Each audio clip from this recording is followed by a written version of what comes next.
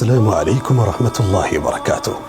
قيوتا ألفاتو تأليفي بركة قرقودا قبل كيس جرة وجيبون قيا كان كيس جتا من كيسا توكو أضحية مالف كرا قلنت حكمة في حكم الإسمالي رسول ربي صلى الله عليه وسلم أكمتي أضحية راوة أضحية جتشون يرو إسين قرى أمترى اتبوقئ ساعاتي ضحى يوكين موجدو ساعاتي أكبية كينياتي جدو ساعة صدي أفريها قشريتي كان يرون كن أضحية يوكين ضحى جدامون بيكما أضحية مقوتي قر أفريق أبدي أضحية أضحات أضاحي مقوتي كنينين مقافمتي أضحيان سنة نبيي كينيا أضحيان يادنو نبي الله إبراهيم يفي يادنو علم إساني إسماعيل عليهما السلام سنقول أمفكرا قلمتي رسول ربي صلى الله عليه وسلم إرجع مكة راجر مدينة قلن وجاك الأنترا وجوتا كرنن كان هندتو وضياء صراء وتندنيا رديبا رسول صلى الله عليه وسلم يرو وضياء قراء الأف مرتسا اشترى كبشين أقرنين أملحين كربي قرقدو ففردو بوبوك آتنتاتي تقاف قرقدها قبدو بتاني قبيسا صلى الله عليه وسلم قافتك عائشة ويتحمتك كنجت بتاني قبيساني ويتقرأ الأفجدا بسم الله الله أكبر اللهم هذا عني وعمن لم يضحي من أمتي يا ربي أضيانكن أنا في ماتيك يا في أمتك يا كأضياهن قلتين اللي إراك علي جرى إرانية لجرى الرسول ربي صلى الله عليه وسلم أضحيان سنة لمواجبة أكثر علماء على أنها ليست بواجبة ولكنها سنة مؤكدة الرهدون علماء أضحيان سنة ججبية فمت واجبة جلت إيهات تبالي درك أما يوليسان ما أسيان مرتب الرفامو متيجدان قروا نمني ربك بين يتبال إسيه هرك إساجيسي وياسا قرأي مسلم توتنياتشسو في اللي ناتي وياسا تقربا إلى الله ربي اتئهات جلاف وجيب ليد سندل قرأ أكا وفين سكالي دامسا علماء إسلاما تقفان وضيان بيلدات وقبدي بيلدو تسدن ربي قرآن كيس الدبته نبي محمد صلى الله عليه وسلم حديث كيس مير كليسن تقفان الإبل قال لما فان البقر لوني صدفان الماعز رائد أفرفان الغنم هولالا بيلدوني أضياء الأفتان أمري ميقا توقبه تقفى يوغالتي وقاشني في سنيول يولونتي وقال ما في سنيول يورأيتي وقاتكو في سنيول يوهولاتي باتي جهافي سنيول وقوتا جدامي كنا قدت نمني تكو أضياء قرأتانان إرانك إبلام صدقاء وصنتاني نياتا متايساتاتي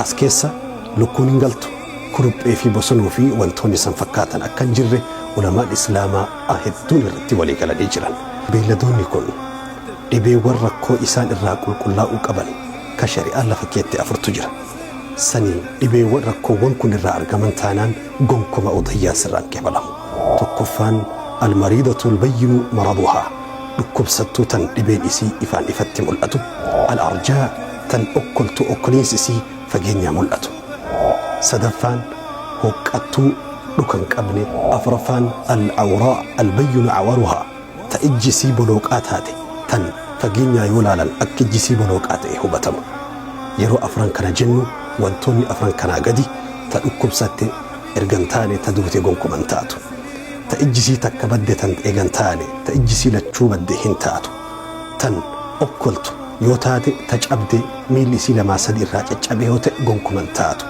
أضحيان ساعتي كمت قرامة اتفق العلماء على أن الأضحية لا تذبح قبل صلاة العيد علماء الإسلام قوتتك ولقلم أضحيان صلاة عيد الأضحى در قرامه هندندو كما قال رسول الله صلى الله عليه وسلم أول ما نبدأ به يومنا هذا قياك يكنا وانتنت إيقال لنجل الرسول قيا عيدا الصلاة صلاتنا ثم نرجع فننحر بود دي بني والرب نولافسي قرأ نجدا فمن فعل هذا نمني إرق صلاة بودك قرأته فقد أصاب سنتنا كراكن الرجل نمني مو أصول إن صلاة درة كقرأتاته فإنما هي شهة لحم إسين re'ee foonii mana keessatti maatiin nyaatu malee sadaqaa udhiyyaata rabbiin jaalatuuf qeebalu sanii biti jedha rasuulli rabbii sallallahu alayhi wasallam. Erga salaatanii irraa bahanirraa hanga ayyaama tashriiq guyyaa 10, 11, 12, 13 haga aduun guyyaa 13ffaa gadi seentutti udhiyyaa gurra'uun ni danda'ama. Namni erga beeylada udhiyyaadhaaf qopheesse bite yoo jalaa badde akkam godha? Ulamaan islaamaa asitti yaada lama lafa ka'an. Yoo sababa hanqina inni tiksu dhabee fi eeguu dhabirraa yoo kabaddu taate deebisee bitee gurra'uu qaba. Yoo ammoo sababa isaatiin osoo hin taane maa inni eeguu sumaa inni tiksu ka jalaa baddu taate yoo barbaade deebisee bita, yoo barbaade dhiisuu danda'a. Homaa isaaf hin jira. Erga bitee manatti galche booda yoo miilli cabe yookiin immoo ijji badde yookiin immoo kan huqqattu taate akkam godha? Kunis yoo sababa hanqina mataa abbicha waan san biterraa kan ta'u taate irra deebi'ee bituun dirqama isaati. Yookaan immoo rakkoo tokko hin qabu qaluu ni danda'a. Namni udhiyyaa gurra'u gaafa baatiin Dhul-Hijjaa seentirraa rifeensaa fi qeensaa fi qaamota isaa akkan tuqne dhaamsa rasuula rabbiiti sallallahu alayhi wasallam. Akkan tuqne jechuun wantoota ka qeensaa rifeensaa ofirraa muree akkan darbine yeroo erga gurra'e booda ofirraa akka ciru dhaamsa rasuula rabbiiti sallallahu alayhi wasallam. Garuu yoo dogongoree yookiin beekaatuma kan qeensa muratu ta'e yookiin immoo rifeensa ciratu ta'e akkam ta'a? Sunnama rasuula rabbii faallesse, ajajuma rasuula rabbii faallesse malee sallallahu alayhi wasallam. Udhiyyaan inni gurra'u nagaya qulqulluudha. Fuula rabbiititti yoo sodaa rabbii qabaatiin qeebalamti. Maatii tokkorraa abbaa warraatu gurra'a yoo jedhame abbaa warraa qofarratti rifeensa tuquu fi qeensa tuquun dirqama ta'amoo maatii guutuu qabata. Irra hedduun ulamaa abbaa warraa qofa malee maatiidhaan waliin qabatu jedhanitti akka rasuula rabbii irraa dhufetti sallallahu alayhi wasallam. Gaala yoo ta'e namni torba yookiin maatiin torba yoo firallee ta'uu baatan yoo ollaallee ta'uu baatan namni maatii torba walitti bitee sheerii yookiin immoo adda qooddatu ni danda'a. Akkasuma loonillee namni torba loonii fi gaala yoo ta'e namni torba walitti bitee addaan hiratuu ni danda'a. Re'ee fi hoolaan garuu nama tokko qofaaf taati. Nama lammaffaatiif akka hin taane dhaamsa rasuula rabbiiti sallallahu alayhi wasallam. Namni eega guyyaan bultiin kurnan Dhul-Hijjaa seenee akka gurra'uu hin deemne yoo hin niyyatin garuu jidduu guyyoota kanaatti yoo niyyate akkam ta'a? Huma tokko rakkoo qabu. Guyyama niyyate sanirraa rifeensaa fi qeensa isaallee tikfata.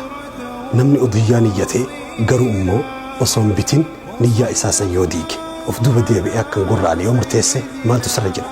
Yoo bituu baate yoo bitee mirkaneessee xiyyeeffannaadhaan hoolaa tana yookiin gaala kana yookiin immoo loon kana gurraa'a jedhee itti akeekee maqaa isiin dhahin bitee manaan qabaatiin of duuba deebi'uun shari'aan islaamaa isan dhoorku. Garuu yoo bitee manaa qabaate of duuba deebi'uun isaan hayyabamu. والله أعلم. تقبل الله منكم أضاحيكم وضيات الرب سر حقبلوا. عيدكم عيد سعيد كل عام وأنتم أتقى وأنقى وأفرح وأغنى وأطهر. والسلام عليكم ورحمة الله وبركاته.